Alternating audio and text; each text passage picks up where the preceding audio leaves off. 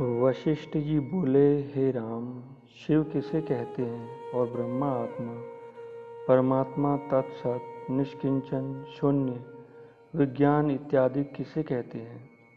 ये भेद संज्ञाएं किस निमित्त हुई हैं? कृपा करके कहो। ईश्वर बोले, हे मुनीश्वर, जब सबका अभाव होता है तब अनादि अनंत अनाभास सत्ता मात्र शेष रहता है। जो इंद्रियों का विषय नहीं, उसे निष्किंचन कहते हैं। फिर मैंने पूछा, हे ईश्वर, जो इंद्रियां, बुद्धि आदि का विषय नहीं, उसे कैसे पा सकते हैं?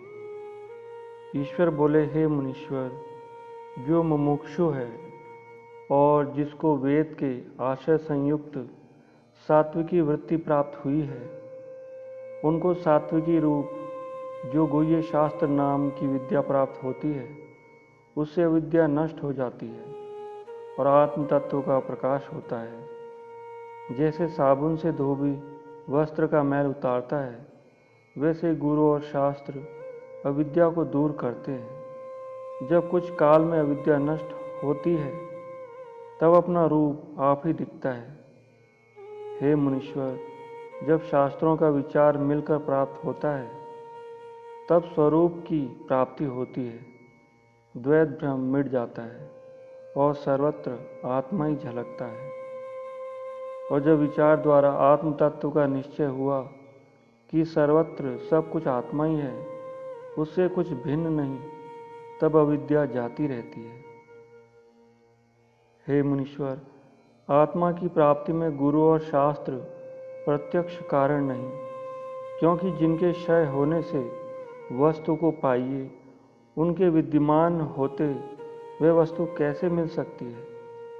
देह इंद्रियों सहित गुरु होता है और ब्रह्म सब इंद्रियों से अतीत है, इनसे कैसे उसे पाइए?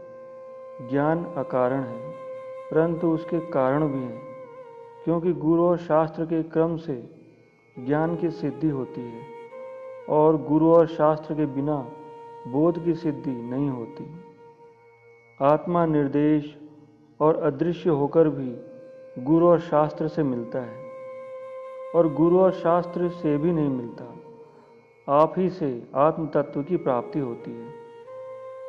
जैसे अंधकार में पदार्थ हो और दीपक के प्रकाश से दिखे, तो दीपक से उसे नहीं पाया, अपने आप से पाया है।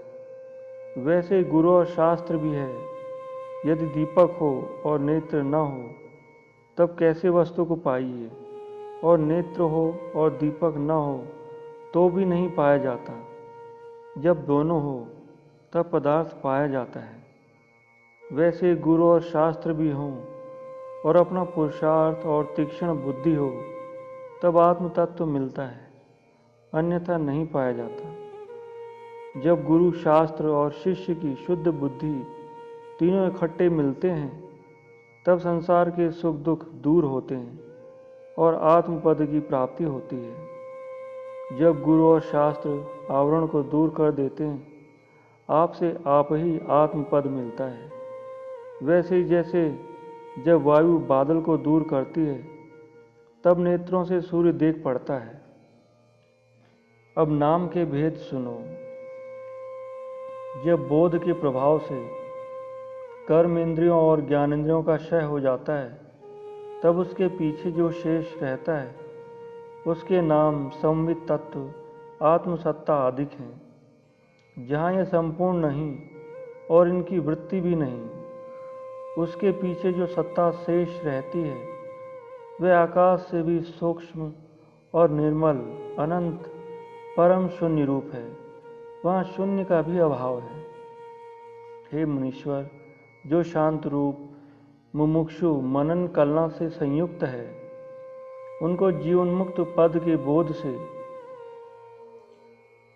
निमित्त मोक्ष उपाय ब्रह्मा, विष्णु, रुद्र, इंद्र, लोकपाल, पंडित, पुराण, वेद, शास्त्र और सिद्धांत रचे गए हैं और उनमें शास्त्रों ने चैतन्य, ब्रह्म, शिव, आत्मा, परमात्मा, ईश्वर, सतचित, आनंद आदि भिन्न भिन्न अनेक संज्ञाएं कही हैं, पर ज्ञानी को यह कुछ भेद नहीं।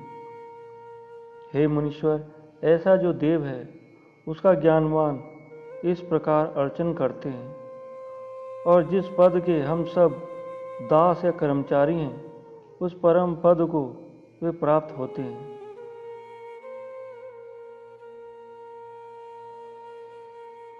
हरि